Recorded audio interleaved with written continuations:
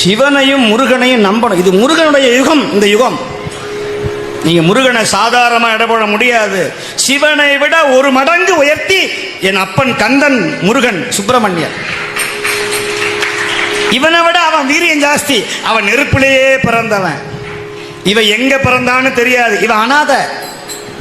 அவன் அனாதிக்கும் அனாதி, ஆதி அந்தமில்லாத ஆறுமுக கடவுள் என் அப்பன் வேளன், குகன், சண்முகன், சடாட்சரன். அவன் திருவடிய ஒரு தடவை முருகா அப்படின்னு சொன்னா போதும். குகான்னு மயில் கத்தும். குகா குகான்னு தான் கத்தும் மயில். மயில் அகவதை கேட்டீங்கன்னா குகா குகான்னு சொல்லும். சுப்பிரமணியா, கந்தா, கடம்பா, கந்தனையே சொந்தமென எண்ணி விட்டால் சந்ததமும் முந்தனருள் கூடி வருமே.